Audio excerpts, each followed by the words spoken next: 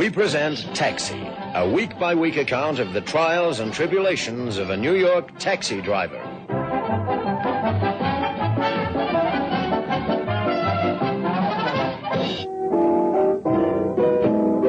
You know, guys and broads, being a cabbie ain't so bad when you comes to weigh it all up. I mean, like you can please yourself if you wants to go to work or stay in bed when the weather ain't so good. After all, if you don't go to work, that's your own McGilla. Somebody else takes your place down on the rank, and life goes on regardless. Nah, by and large, I is very happy with my lot. I is quite content to go on living the way I is, if you can call this life living. But Kowalski, oh no. Every now and so often he has to break out in his own little revolution, his own personal onslaught against the establishment. Like the time he was down on the rank one morning, I was trying to select a few choice GGs for the weekend and maybe make myself a few dollars. But Kowalski was determined to bend my ears like only the genius can. The trouble with you, Shorty Edwards, you ain't got no ambition. Your soul does not yearn and throb and pulsate with an ambition to give the world something better than you was wasting your time with already. That could be. Yeah, you agrees with me. You was content to be a cabbie all your life, while the old world goes by around you. Yeah, maybe at that. You was letting all your chances pass you by. You was stagnating. Stagnation. Yeah, that'll probably show in the 3:30. What is you gonna be when you's too old to work, huh? Tell me that. How is you gonna support Myrtle in a manner to which she ain't accustomed when you has trouble supporting yourself? Sporting self. Hey, that sounds a good chance for the 4 o'clock. So what is you gonna do about it, Edwards? Huh? What is you gonna do about it? Do about what? There you are. You see, you ain't been listening to a word I's been saying. I has to. You've been helping me with a couple of nags for the weekend meeting.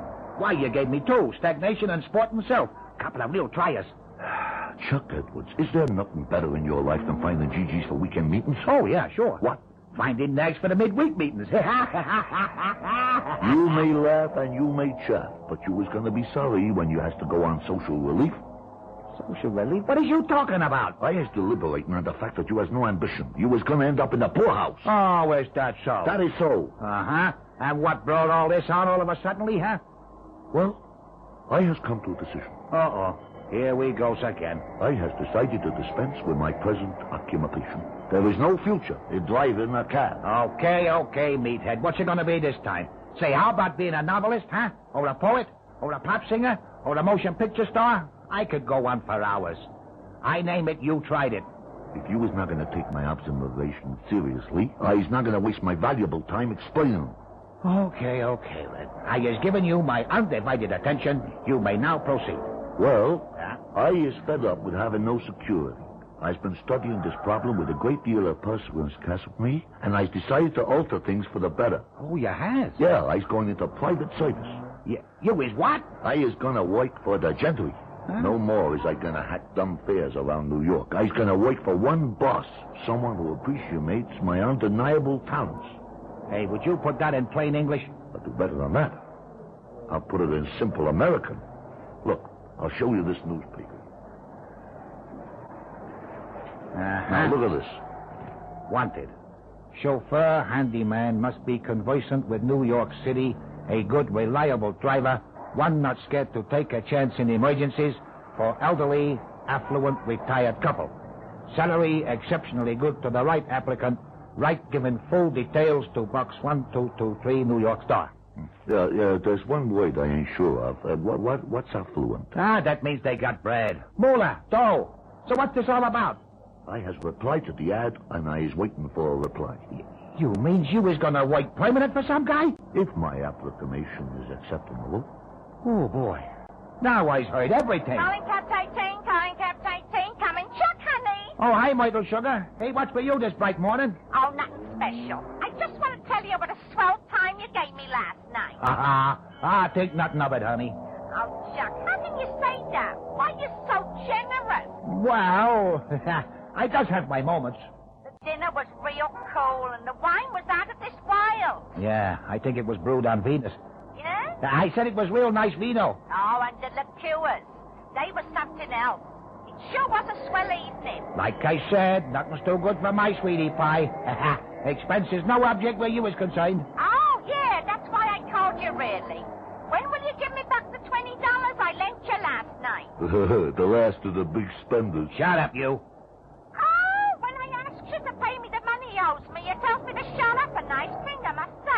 No, honey, no. I was talking to Peanut Brain here.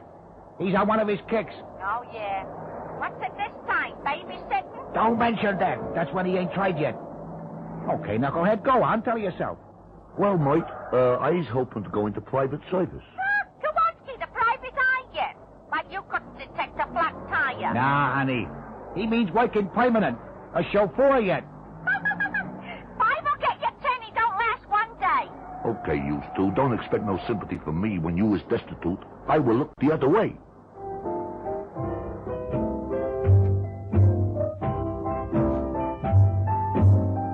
How about that, guys and broads? The genius figures he will go into private service. I gotta confess, that's one thing I never thought of. Yeah, trust Kowalski to find some crazy scheme. You know, I thought we'd been through the whole cabezas. There couldn't be nothing else left for him to do. But no, here he comes up with some scheme which will no doubt get me into another nice mess. Anyways, we finish his work for that day. We gets back to the apartment, which we laughingly calls home. Gee, Chuck, the mail's been. Huh? Look, here's a letter. Oh, yeah. So, who's it for, huh? It's for some guy called Mr. Christian. Oh. Ain't nobody here that name? Hey, wait a minute. How did you sign the letter you sent for that job? Well, I said, hoping this finds you as it leaves me. Yours very sincerely, Oh, yeah, must be for me. Oh, boy. Okay, go on, open it. I can't. They might say they don't want me. How will you know if you don't open it? Maybe they recognize too young for the job, huh? Yeah, young? You gotta be kidding. Go on, genius, open it. Chuck, would you, as my longtime buddy, do me a great favor? Sure, anytime, Red. What do you want? Would you open it? Oh, boy. Okay, give it here.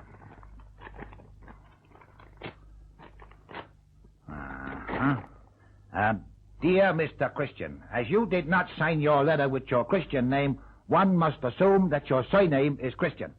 What is he talking about? Shut up, Willie, I'm reading. We have reviewed your application in a favorable light and would be gratified if you would kindly telephone the above number in order to arrange an immediate interview. I remain yours faithfully, Agatha Rochester Smythe. They don't want me, huh? Listen, lame brain, it's a good thing you has me as translator, huh? They want you to phone this number to fix up to go and see them. They do? Yeah, they do. Well, go on, get phoning. Oh, okay. What do I say? Yeah, what do you say? For Pete's sake, play it off the cuff. Okay, play it off the cuff. Hello? This is me. I doesn't wear cuffs on my pants, only on my shirts. What? Oh, if you would prefer cuffs on my pants, I can always arrange it, although it is old-fashioned. Who is that speaking? This is the golden voice of Red Kowalski at your private service. Are you some nut or something? What do you want? Well, it depends what you got. Get on with it, Jake. Tell her about the letter. Oh, yeah. I is speaking in reference to your letter at the moment in hand. What letter? The one you sent me, the one about me working for you. Oh, you mean you're applying for the position of chauffeur handyman? Yeah, you got it, sister. Not sister, ma'am. Yeah, ma'am, you got it, sister. What's your name? Red. No, Christian. It's really Christian, but you can call me Red. Oh, Christian, yes, of course, I remember. Very well. Will you call here tomorrow at 9 o'clock, and I'll assess your capabilities. Kindly attend with your references. Is that clear? Yeah, you wants me to attend to my capabilities by 9 tomorrow for your reference. Very well. Good night. So long, sister, ma'am. Hey, Chuck, you gotta help me. She wants references. I ain't got none of them things. What do I do? Easy, Red, old buddy. Ha, me and Michael, we write some for you. Gee, that's great. Thanks, Chuck.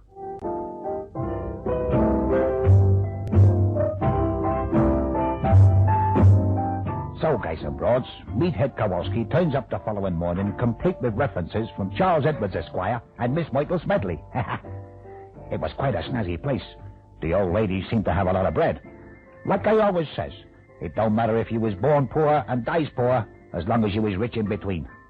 Anyways, Kowalski pitches up and rings the bell.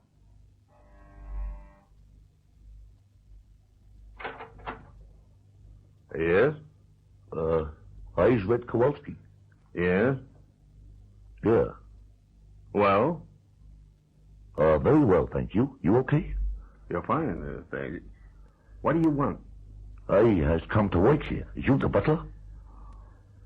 Yes, you better come in. You wait here. I'll inform Madam you're here. Aggie, there's some jerk said he's going to work here. Oh, that'll be the dope who answered the ad. Get him in here. And don't let on you're my husband. You're supposed to be the butler. Don't forget. Okay. Man, I'll see you now. This way. Oh, good morning. Show me your references. Sure, yeah, here you are. To whom it may interest, I have known Red for longer than I cares to mention. And all the years I have known him, he's been honest, trustworthy, diligent, and a first-class pain in the neck. Signed, Chuck Edwards. And the other? To whom it may concern, I have had to put up with Genius Kowalski for longer than I cares to mention. Throughout that time, I've always found him willing, kind to animals, a very good Joe, and a jerk of the first order. Signed Myrtle Smedley, spinster. How about that? It's okay, huh? Well, yes, it seems to be all right. How do you think, Rupert? Rupert! Oh, sorry, Madam. Yes, quite all right. Gee, Rupert, yes. So far, so good. And now, as regards your driving ability. I has been a cabbie in New York. For how long? Strictly speaking, under the circumstances, taking a broad view of the whole cabooses, give or take a little here and there, a very long time. Good. I'll take a chance on you. You may start right away. $40 a week, live in, Sundays off, no drinking, no smoking. Rupert here will enumerate your duties. You may go. Wait outside. Gee, thanks. He's just the sucker we need. Aggie, honey, you couldn't have done better. You'd have to go a long way to find a stupider jerk than him. Now we're all set. We've got the bank all set, we've got the car, we've got the driver. All we need to do now is set the date. Go and tell the jerk his duties. Okay, Aggie. Say, couldn't you have found a better name than Rupert?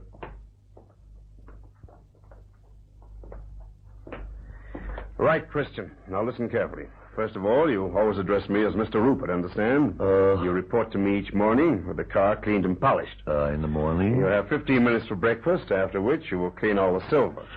Having done that, you will then proceed to polish the floors, dust the furniture, clean the windows. Dust the windows, dust the floors. You will then hold yourself in readiness to take Madam and myself to the bank. While we're in the bank, you may take 10 minutes for lunch. Polish the bank and clean the lunch. Yeah, you will then drive us back here and then proceed to weed the garden and water the plants. Water the bank and weed the furniture, clean the plants. Mr. Rupert, will you tell me something? Yeah? When does I get time to breathe?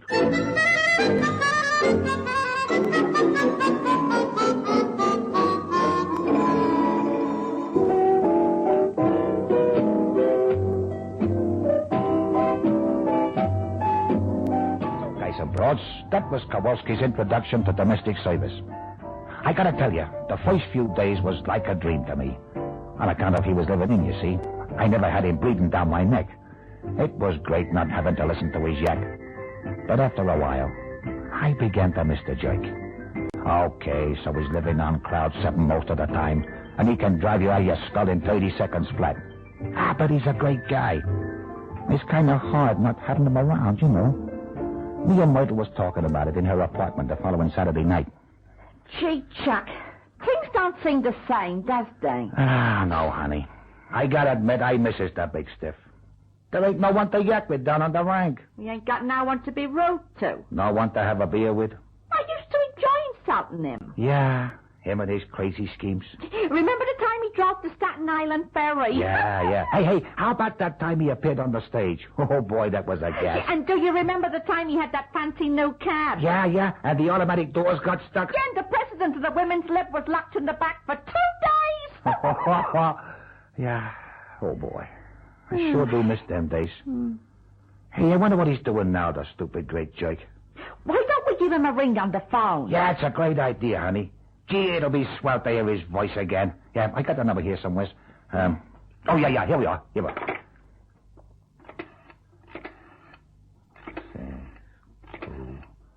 1, 4, that's it. Mrs. Barchester Smythe's residence, Christian speaking. Oh, hi there, Red. How's it going, pal? Gee, Chuck, it's great to hear you again. So, how's tricks, huh? Okay, I guess, yeah. How's the new job going? To tell you the truth, I've been so busy I ain't got no time to think about it, you know, whether it's good or bad. Yeah? So what do you have to do all day, then? Well, apart from cleaning the house, cleaning the car, and waiting on the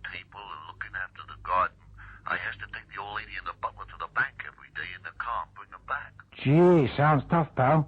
Hey, you want to talk to Myrtle? Yeah, thanks. Here you are, honey. Oh, yeah. Hello, Red. How are you? Hello, Mike. I'm fine. Well, you don't sound it. What's the matter? No, nothing. Oh, come on, Red. Just talking to your pals. What's the matter? Well, this job is okay, but it's kind of lonely, you know? Ain't no one to talk to. What you mean is just missing us. Yeah, that's about it, Mike. Yeah, we're both missing you. When's we going to see you again? Look, every day at 12 o'clock, I drives him to the Manhattan National Bank. We waits there 10 minutes, then we comes back. How about you and Chuck meeting up with me there on Monday? Sure thing, Red. We'll be there. It'll be great to see you again. Yeah. Likewise, Myrtle. Okay, see you Monday. Yeah, okay. So long, Red, and take care of yourself, huh? Yeah. So long. You don't sound so good. Like he's missing us, too. Gee, poor old Red. Anyways, we're meeting him Monday, 12 o'clock, by the Manhattan National Bank.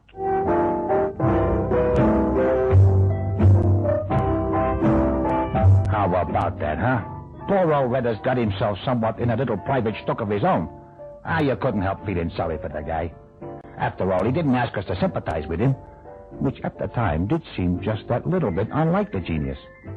Anyways, come Sunday, which is Kowalski's day off, Myrtle and me pays a call on her mother. Yeah. While Kowalski is so bushed from all his domestic duties, he is flaked out on the bed.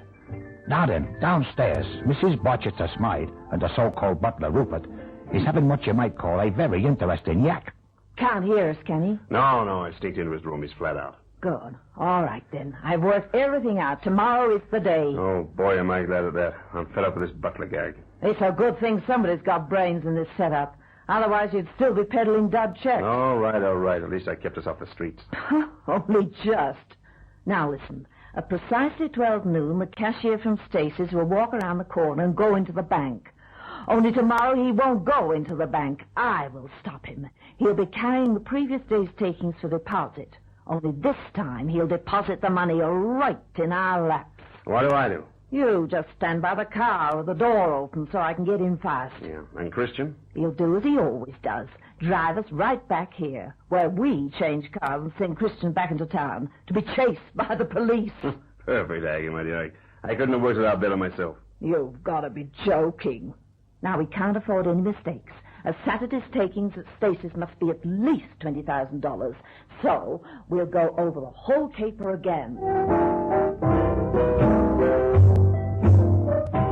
Well, guys and gayesses, after having spent a very lousy Sunday with Myrtle's mother, hey, you know, one of these days, I is going to tell that old bag what I really thinks of her. No, maybe I better not, on account of I is not very partial to the inside of a jail.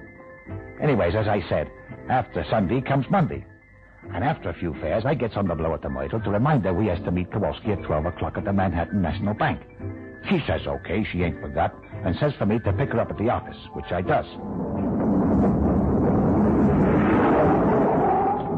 Hi, Chuck, honey. You're right on time for a change. Hello there, sugar. Leave us not dabble in pleasantries, huh? We is going to see the genius today in person. Yeah. Gee, I wonder how he's looking. I don't know, the same as usual. 6'6" of derelict human flesh with a knucklehead at the top. Oh, now, Chuck, now don't be unkind. It's your buddy. Well, you knows what I mean. It'll be great to see him again. Yeah. Come on, sugar, hop in. Okay, driver. The Manhattan National Bank, please. Sure thing. Right away, ma'am. Gee, I hope he's been eating regular. Well, of course he has. He's what they calls living in. Living in? Yeah, that means he's getting 3 meals a day regular. Yeah? No, I don't know. Listen, if I knows Kowalski, nothing will interfere with his gastronomic intake. Yeah? I said Kowalski will never starve. Oh, yeah. All the same, I was worried for him. He didn't sound so good on the phone. Don't worry, sugar. You knows, Red. One day up, another day up further.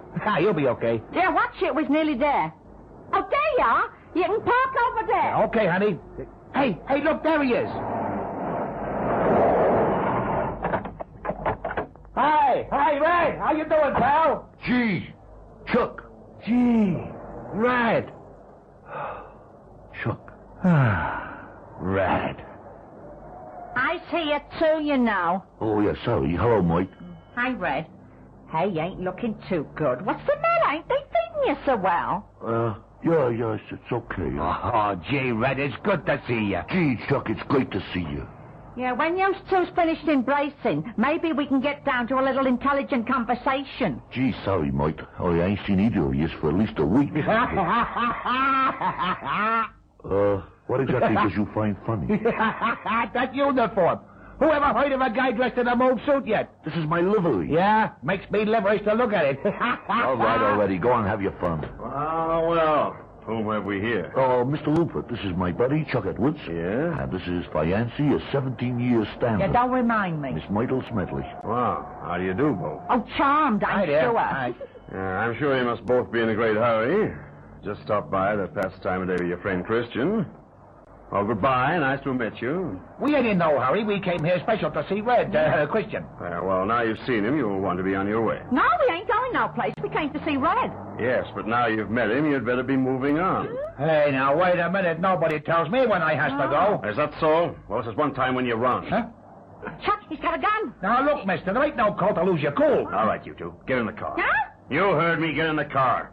In the back. Oh. And you, Christian, get behind the wheel. Yeah, Mr. Rupert, sir. If anyone of you so much as opens his mouth, it's curtains. What's going on here? Never you mind. Just shut your trap. You'll be okay. Chuck, do something. With a gun pointing at me, you gotta be kidding. Oh, dear. Michael! Yeah, Chuck. Shut up. I don't think I can. If you don't shut the story name up, I will. Okay, mister. Hey, Michael, cool it, will you? We ain't stuck far enough without you gummed up the works. All right, Aggie, it's okay. Now watch it. Here he comes. Okay, I'm ready. Hey, what's going on? I think there's organizing some kind of bank robbery. Oh, no, Kowalski. Here's another nice mix you got me into. Okay, mister. Put up your hands. Hand over that bag. All right, now get moving. Keep your hands up. Okay. Right. Let's get moving. Home, Christian. Yes, ma'am. And don't spare the horses. What are these two jerks doing here? They're friends of Christian. I couldn't get rid of him, my dear. The only way was to bring him along. Are you out of your mind? Now we've got witnesses. I can't leave you alone for a single minute. You'll foul the whole thing up. I'm sorry, my love. They just happened along at the wrong time. Huh, the right time, you mean? Well, only one thing forward. They'll have to go. Very well, my dear. Christian, stop here. I'll let your friends out. No, you fool. I mean, we shall have to kill them. Oh, no, help! I think I feel like crying, too. You keep driving, Christian. Button your lip. Otherwise, my pea shooter is liable to connect to your peanut-sized brain. Yes, ma'am. Oh, gee, Chuck, what we gonna do? I don't know, honey. We's in trouble. In spades, we is in trouble. Hey, you hear that, honey? Hey, the buzzer's around somewhere. Yeah, you think they're after us? Shut your traps, you two. As soon as we get home, we'll deal with you. So start saying your prayers as from now. Agatha, you hear that? I think they're after us. You fool, you bungled the whole thing again. Me? What did I do? Christian, put your foot down. If we catch us up, you're a dead cookie. I think I'm gonna be dead either way. Be quiet, you stupid woman. I can't tell which is you, which is the police. Hey, you can't talk to my fiancée like that. Keep going, Christian. They're gaining on us. Hey, turn left here, Red. Watch it, you fool! Look out, Red! Oh. It's a blind alley! No, it's too late!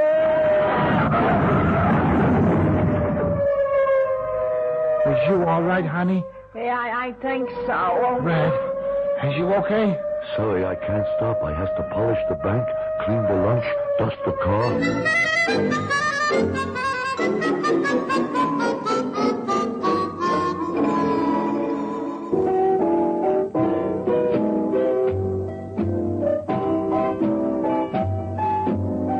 All's well that ends well. The fuzz was right behind us when we crashed. And they took Mr. and Mrs. Botcher to Smythe away for a long stretch.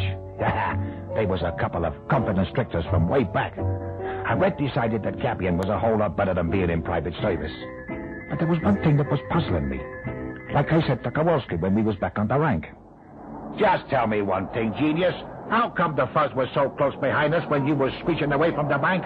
A lemon tree, my dear Edwards. All right, big shot. You was just as scared as we was. Come on, give me it straight. Well, every time I saw a patrol car, I just made rude signs to them. They was bound to catch up with us in the end. You see what I mean, guys and broads? You can't win, can you? Well, it all goes to show, something or other, don't it?